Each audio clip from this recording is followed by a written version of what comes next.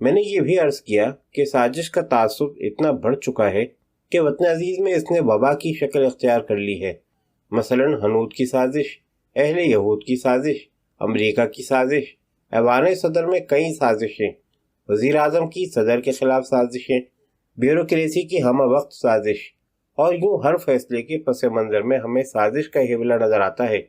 سازش پر یقین کرنے کے لیے بس اتنا ہی کافی ہے کہ کسی مسئلے کے ایسے پہلو کو اجاگر کر دیا جائے جس کی فوری طور پر کوئی توجیہ نہ ملتی ہو۔ اب یہی دیکھ لیجئے، چونکہ ایک وکیل ہی کو معاونت کے لیے بلائے جانے کی کوئی فوری وجہ معلوم نہیں ہو سکتی، اس لیے اس عدم وجہ کو سازش کے ثبوت کے طور پر پیش کیا گیا ہے۔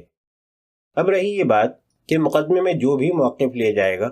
وہ یا تو حکومت کو ناراض کر دے گا یا پھر بدنامی کا باعث بنے گا، تو یہ استدلال بادی النظر میں درست دکھائی دیتا ہے، لیکن ہر مقدمہ اتنا پہلودار ہوتا ہے کہ تحقیق سے کئی نئی راہیں واضح ہوتی جاتی ہیں۔ پھر یہ کہ مقدمے میں بحث کرنے کے نتیجے میں ہر صورت میں نقصان ہی ہوگا۔ ایسا ایشو ہے کہ اسے تحقیق کے مکمل ہونے تک مؤخر کیا جا سکتا ہے۔ آخری بات یہ کہ اتنے عرصے سے وکالت اور قومی معاملات میں کئی حیثیت سے منسلک رہنے اور دلچسپی رکھنے کے بعد یہ ضروری ہے کہ اپنے تجربے کی روشنی میں عدالت کی معاونت کی جائے، لہذا انکار کرنا کسی لحاظ سے درست نہ ہوگا، بلکہ آئندہ نسلوں کے لیے ایک نامناسب پیغام ہوگا۔ اس وقت پوری قوم ایک مخمصے میں پڑی ہوئی ہے۔ ہر فرد کو اپنی سمجھ بوجھ اور فراست کے مطابق اس کے حل کے لیے کوشش کرنی چاہیے اور اپنی حیثیت اور ہمت کے تناسب سے بوجھ اٹھانا چاہیے۔ میری گفتگو کا خاطر خواہ اثر ہوا، جس کا ثبوت مجھے یہ ملا کہ سرگوشی کرنے والے ساتھی نے آہستہ سے میرے کان میں کہا، ٹھیک ہے، ہم تمہارے لیے دعا کریں گے۔ اتنے عرصے میں سپریم کورٹ کی جانب سے نوٹس بھی موصول ہو گیا۔ یہ نوٹس سپریم کورٹ کی بینچ نے 6 دسمبر سن 1999 کو جاری کیے تھے، جو کہ چیف جسٹس سعید الزماں صدیقی اور دیگر 4 سپریم کورٹ کے ججوں پر مشتمل تھی۔ اس دن سپریم کورٹ نے ان 9 درخواستوں پر جو آئین کے آرٹیکل 187 کے تحت 12 اکتوبر کی فوجی مداخلت کے خلاف دائر ہوئی تھیں، مختصراً بحث سنی۔ عزیز اے منشی، جنہیں اٹارنی جنرل کی حیثیت میں نوٹس دیا گیا تھا، انہوں نے کہا کہ ان درخواستوں میں general Pervez Musharraf, chief executive اور دیگر جرنیلوں کو نوٹس جاری ہوئے ہیں۔ ان کے بجائے آپ صرف فیڈریشن کو نوٹس دے دیں۔ ان کی یہ استدعا مان لی گئی اور سپریم کورٹ بینچ نے فیڈریشن کو نوٹس جاری کر دیے، اور فیڈریشن کے علاوہ معاون عدالت ایس ایم ظفر اور بار ایسوسی ایشن اور وکلا تنظیم کے سربراہوں کے نام بھی نوٹس جاری کیے گئے۔ یوں عزیز منشی نے ایک ہی جست میں فوجی حکومت کو تاحکم ثانی فیڈریشن کے نمائندے کی حیثیت دلوا ڈالی۔ اگرچہ ظفر علی شاہ نے اس طریقہ کار پر اعتراض کیا، لیکن مسلم لیگ کے وکیل خالد انور نے اس نازک نقطے کو نہیں بھانپا اور اس بات پر رضامندی کا اظہار کر دیا کہ فیڈریشن کو نوٹس کافی سمجھا جا سکتا ہے۔ میرے نام جو نوٹس آیا اس میں درج تھا کہ میں فریقین کی بحث کی روشنی میں عدالت کو قانونی معاونت مہیا کروں۔ رجسٹرار کی جانب سے 9 درخواستوں کی کاپی بھی موصول ہو گئی تھی، اور یہ بھی بتایا گیا تھا کہ فیڈریشن سے 17 جنوری سے پیشتر جواب داخل کرنے کے لیے کہا گیا ہے، اور جب وہ جواب موصول ہو جائے گا تو اس کی کاپی بھی روانہ کر دی جائے گی۔ گویا میدان جنگ گرم ہو رہا تھا۔ آئیے پہلے مقدمے کے سیاسی پس منظر پر ایک طائرانہ نظر ڈالتے ہیں۔ جنرل پرویز مشرف کو خود نواز شریف نے جنرل جہانگیر کرامت کے استعفے کے بعد chief of the army staff یعنی افواج پاکستان کے سربراہ کے عہدے پر تعینات کیا تھا۔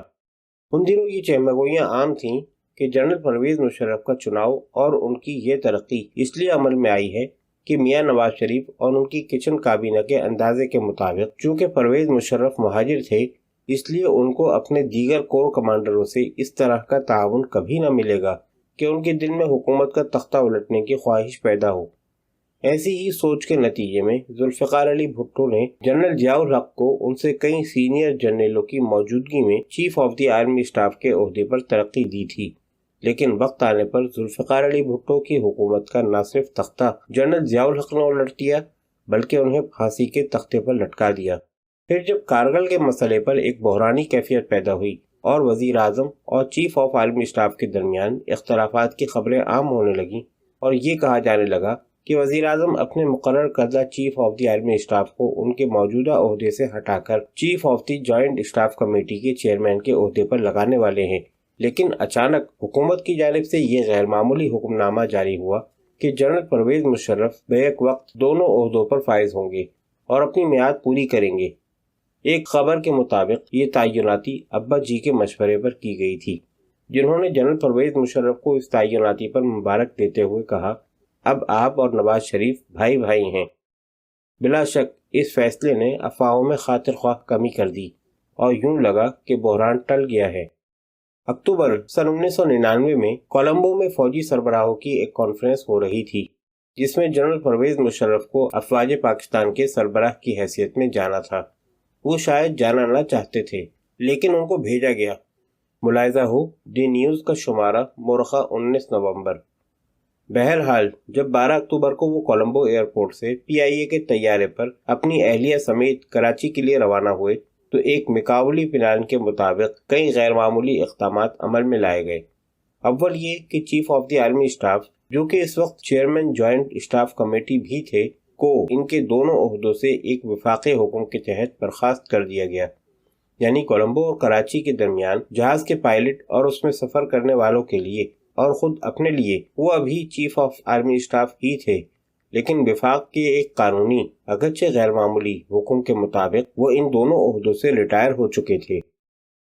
دوسرے یہ کہ دیگر متعلقہ اداروں اور خاص طور پر GHQ کو بھی اس تبدیلی کی اطلاع معمول کے طریقہ کار یعنی تحریری رپورٹ کے بجائے ٹیلی ویژن پر اچانک خبروں کے ذریعے دی گئی۔